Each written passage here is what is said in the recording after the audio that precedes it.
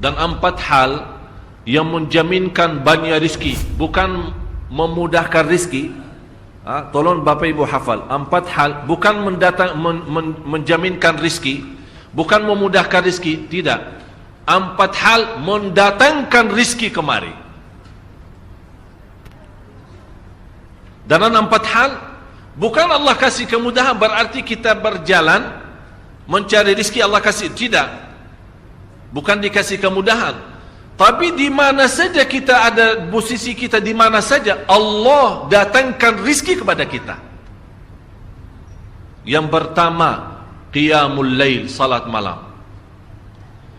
Yang kedua, berbanyak istighfar waktu sahur. Kalau anda tidak salat malam, jangan tinggalkan istighfar waktu sahur. Waktu sahur kapan? Kira-kira 30 minit sebelum azan. Disitulah Allah sendiri memuji, Allah bangga dan senang terhadap orang yang sahur. Sampai ulama berkata, tidak ada ibadah yang terbaik di waktu sahur selain istighfar.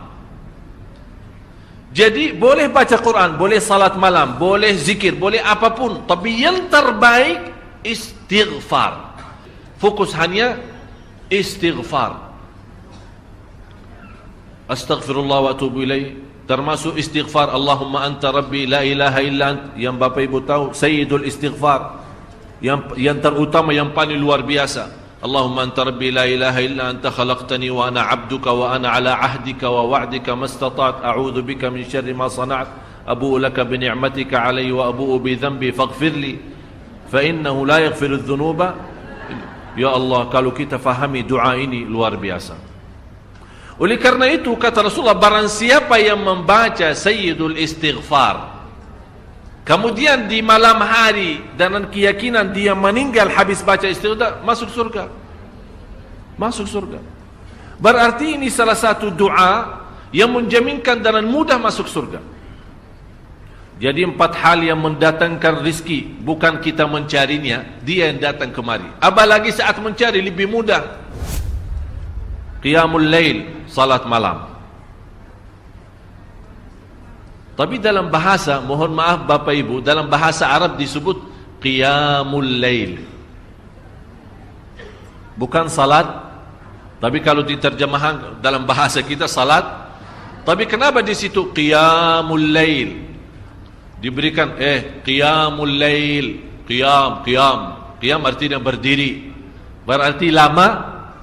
Saking lama berdiri dikaitkan jadi qiyamul lail.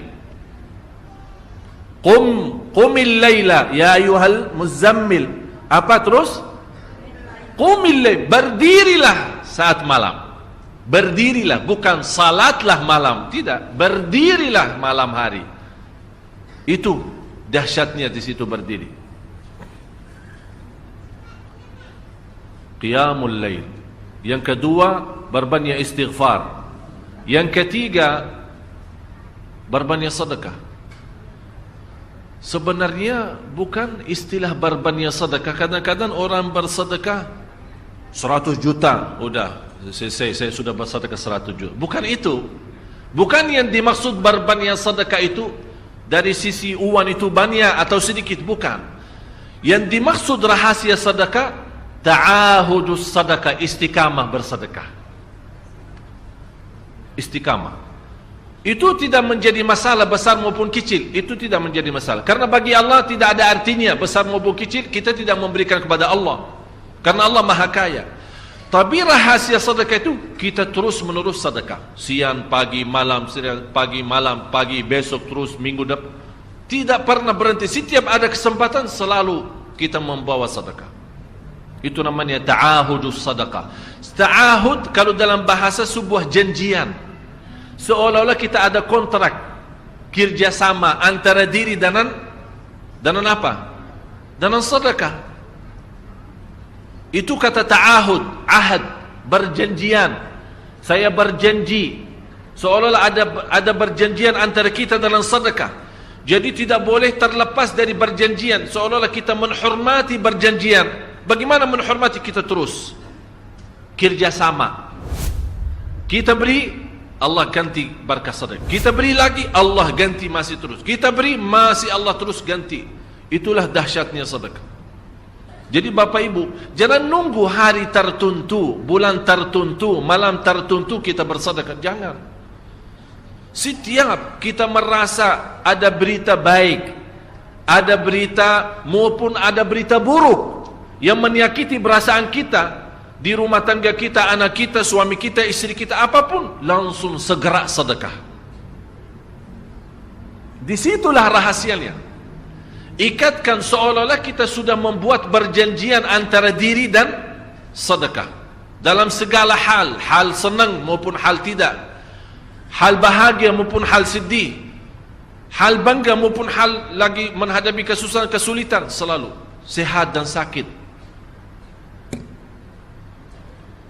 Terus yang keempat, zikir, berzikir pagi hari dan sore hari.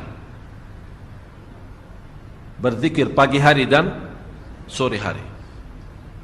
Ini 4 hal Bapak Ibu. Berdiri malam hari, itu yang namanya tahajud, banjanya atau lamanya berdiri.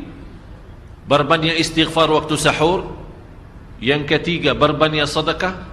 Sudah Bapak Ibu mengerti, jadi istilah berbanyak sedekah bukan artinya harus banyak dari jumlah hitungannya, tidak. Yang keempat adalah berzikir di pagi hari maupun petang hari. Amman huwa qanitun ana al-laili sajidan wa qa'ima. Sajidan wa qa'ima. Jadi Bapak Ibu, saat kita berdiri lama, walaupun baca satu ayat, diulangi berkali-kali, walaupun baca surah pendek tapi diulangi berkali-kali, tidak menjadi masalah. Bapak Ibu hanya hafal qulhu, qulhu dibaca 3 kali, pahalanya seperti baca Al-Quran 30 juz. Ada seorang salih mengajak kawannya, sudah mendekati subuh, ayo bangun salat malam dan baca sepertiga Al-Quran. Langsung orang itu menjawab, bagaimana saya baca, sebentar lagi muazan. Bacalah qul huwallahu ahad. Salat malam dan qul huwallahu ahad. Jadi Bapak Ibu, yang saya harap, jangan susah fikir, ya Allah saya mau baca apaan. Tak usah susah fikir.